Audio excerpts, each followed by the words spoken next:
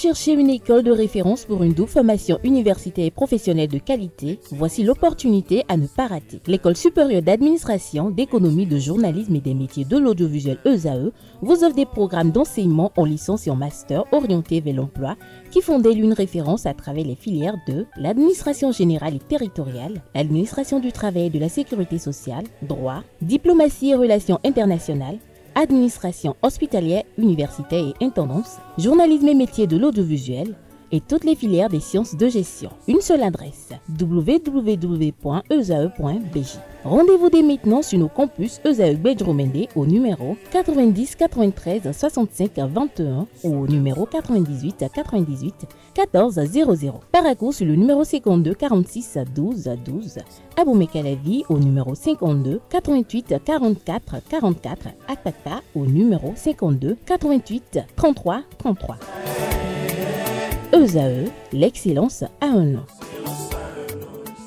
Le bulletin matinal d'information avec vous, Nasrine Fatoumbi, bonjour. Bonjour Abdelkader. Merci d'être là ce matin. Romaric, bonjour. Bonjour. Merci d'être là pour la page des sports. Nasrine Fatoumbi, allez-y pour le bulletin matinal d'information. Merci à vous Abdelkader, amis internautes, bonjour et bienvenue dans ce bulletin matinal d'information. Démarrons par cette information qui secoue la toile. La décision est tombée peu avant 3 heures du matin ce jeudi 22 mai 2025. Le juge des libertés a ordonné le placement sous mandat de dépôt de Richard Boniworo, président du parti Le Libéral, ainsi que 2 de ses co-accusés. Ces derniers, à savoir le directeur des partis politiques et des affaires électorales et un cadre en service à la direction des affaires intérieures et des cultes, sont désormais en détention provisoire. Avant cette décision, les mises en cause ont comparu devant le juge des libertés. Leurs avocats ont présenté leur plaidoirie, mais le ministère public a requis leur placement sous mandat de dépôt quelques heures plus tôt dans la nuit du mercredi 21 mai 2025. Le juge d'instruction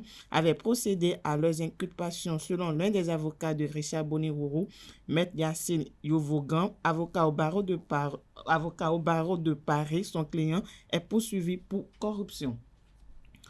D'une information à une autre, comme à l'accoutumée, le Conseil des ministres est réuni ce mercredi 21 mai 2025 sous la présidence effective du chef de l'État, chef du gouvernement, Patrice Talon. Au terme des discussions, plusieurs décisions ont été prises. Au titre des communications, on note la construction d'un centre d'identification, immigration et migration, élection ciel à Cotonou. Également la conduite d'une étude dans le cadre de la réforme du secteur béninois de la boulangerie. Suivons ensemble le porte-parole du gouvernement béninois Wilfred Liam-Mougbedi pour plus de précision. S'agissant des communications, en point 1, construction d'un centre d'identification, immigration, émigration, élection, dit Ciel à Cotonou. Le projet Ciel est un centre d'envergure devant abriter les sièges des institutions publiques que sont la Commission électorale nationale autonome, Sénat, dont le bâtiment comprend 4 niveaux, l'Agence nationale d'identification des personnes ANIP, édifice de 4 niveaux également, la Direction de l'immigration et de l'immigration, DEI, de même configuration, et la Direction des affaires consulaires et des Béninois de l'extérieur, DACB, immeuble de 2 niveaux. Dans la perspective de sa réalisation, le Conseil s'est prononcé en faveur de la contractualisation avec divers cabinets pour les missions de maîtrise d'œuvre complète et de contrôle technique afin d'assurer l'exécution du projet en cohérence avec les principes directeurs qui le portent. En point 2. Conduite d'une étude dans le cadre de la réforme du secteur béninois de la boulangerie. En raison des insuffisances révélées par l'état des lieux qui en a été fait, cette réforme vise le renforcement des instruments juridiques existants ainsi que des normes sanitaires de qualité et de sécurité alimentaire.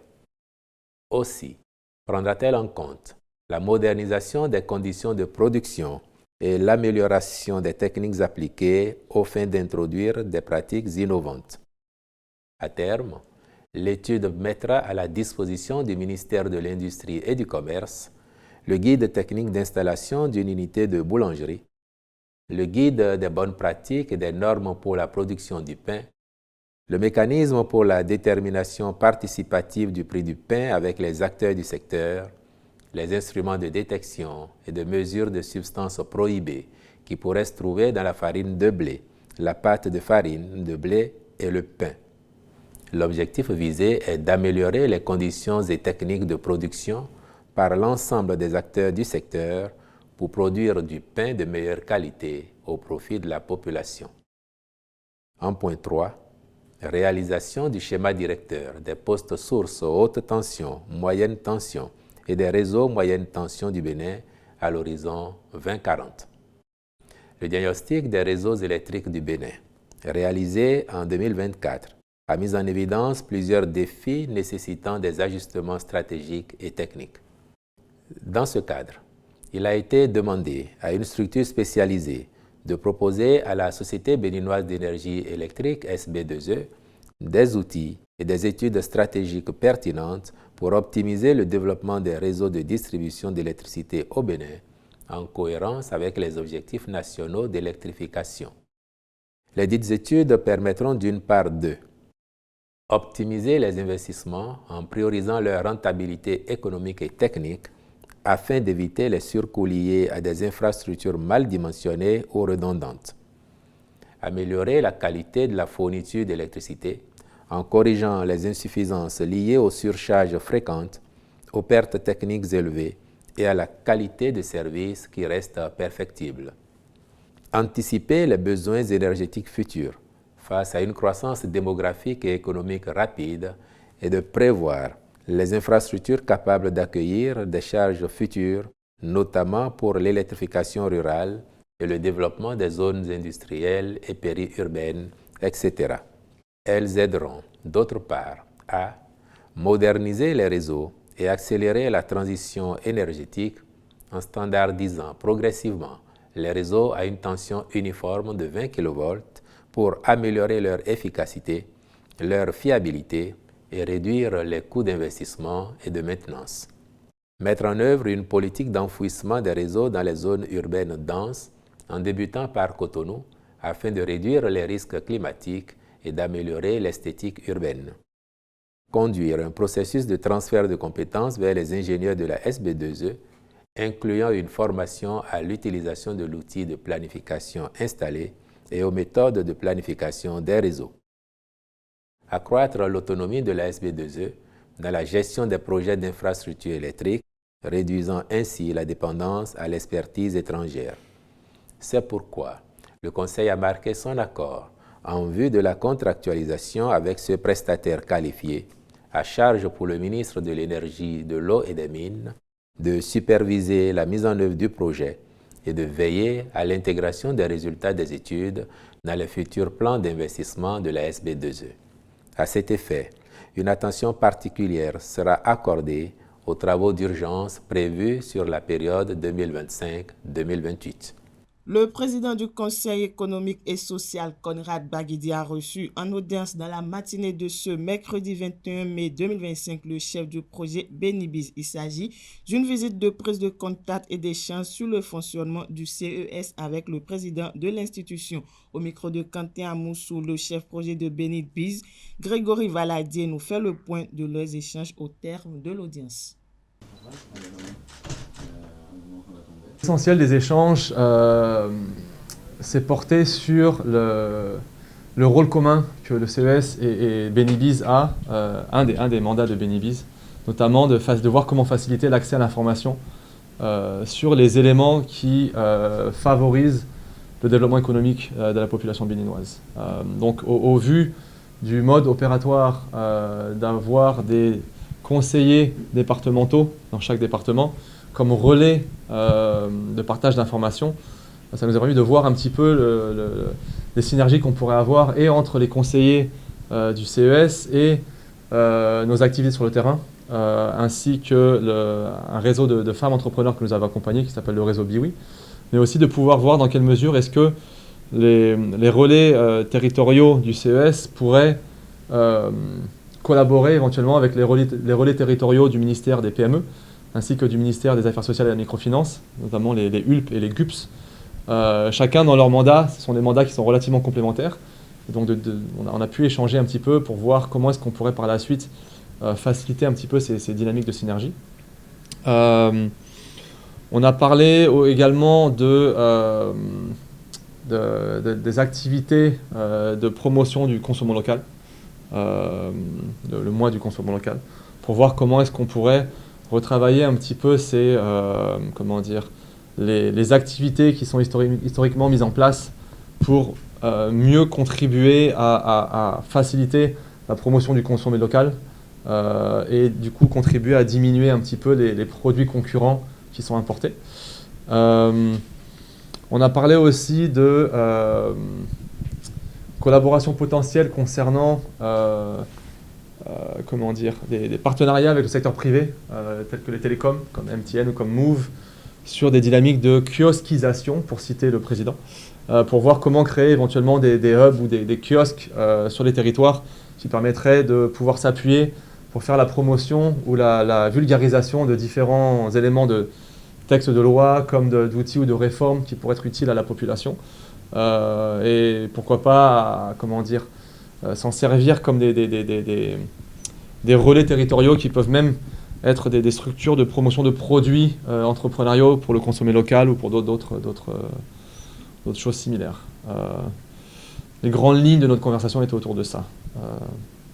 Parlons éducation pour boucler ce bulletin matinal d'information lancé le 3 mai dernier par son initiateur, le maire de la ville de Cotonou, Luc Setondia Diatropo. La 5e édition des séances de travaux dirigés gratuits bat son plein dans plusieurs établissements scolaires de la capitale économique. Dans l'élément à suivre, vivez l'ambiance qui règne dans les centres qui reçoivent les différents candidats, notamment du collège d'enseignement général Segbeya et du collège La Référence. Le reportage avec Francis Fahmi. Déjà plus de 3 semaines que les travaux dirigés organisés par la mairie de Cotonou ont démarré. De l'enseignement primaire à l'enseignement secondaire, les candidats aux divers examens sont nombreux à saisir cette opportunité. Quand vous prenez ici par exemple, il doit être autour de près de 1500 candidats dans l'enceinte du CEG Segbeya.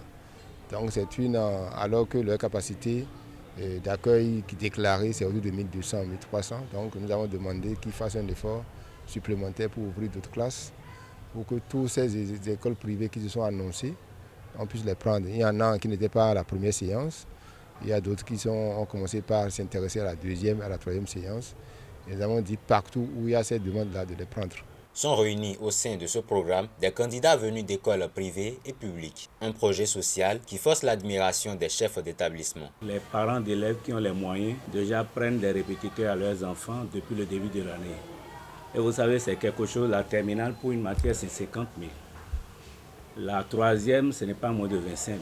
Donc, vous pouvez imaginer avec la bourse, avec le niveau de vie actuel des parents d'élèves, ceux qui seront capables de s'octroyer cette situation-là à leurs enfants bien-aimés. Donc, il faut dire que les travaux dirigés gratuits viennent à point nommé.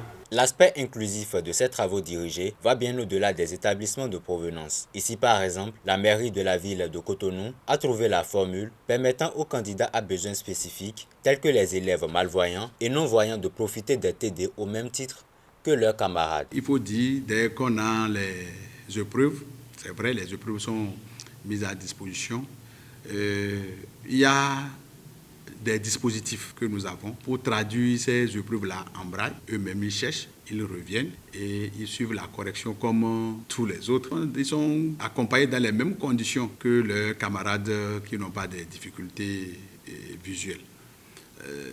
Quand on parle d'éducation inclusive, on n'arrive pas à les séparer. Il ne faut pas séparer pour ne pas les stigmatiser. Hormis ces différentes mesures, pour le bon déroulement des travaux dirigés, depuis l'année dernière, la mairie de Cotonou a doublé les taux horaires accordés aux animateurs pédagogiques. La mairie a fait un grand effort l'année passée. On n'a pas perçu 3 000 et 3 500. La mairie a doublé les frais, et le taux horaire. Et c'est à saluer. Et il faut remercier vraiment le maire et son staff pour cet accompagnement. C'est motivateur. Donc c'est tout ça qui fait que on se sent plus à donner le meilleur de nous-mêmes. Parce que quand on voit que l'autorité accompagne et motive, vous pouvez donner le meilleur de vous-même. Tout ce dispositif vient comme du pain béni pour les candidats qui en relèvent la plus-value. Les professeurs viennent nous expliquer de fond en comble ce qu'il faut savoir, nous donnent des astuces, que quand on donne cet exercice, il faut faire ceci. En cas de ce problème, il faut aborder tel point pour pouvoir résoudre aux questions. Donc je crois que ça se passe très bien. Je viens au TD de la mairie depuis 3 à 4 séances et j'ai trouvé que cette TD nous apporte beaucoup plus de connaissances et nous aide à corriger un peu plus nos lacunes. Si c'est la garantie, là, j'ai la garantie parce que c'est ça qui m'a même aidé en troisième pour que je puisse avoir le BPC plutôt. Les travaux dirigés, il faut le rappeler, ont été lancés le 3 mai dernier par son initiateur, le maire de la ville de Cotonou, Luc Setonji Atropo. Nous en sommes à la 5e édition. Voilà, c'est l'essentiel à retenue du bulletin matinal d'information de ce jeudi matin. Merci à vous, Nasrine Fatoumbi. Comme on vous a suivi bel et bien pour le bulletin matinal d'information, on va suivre également attentivement Romaric Disco Gwenou pour la page des sports.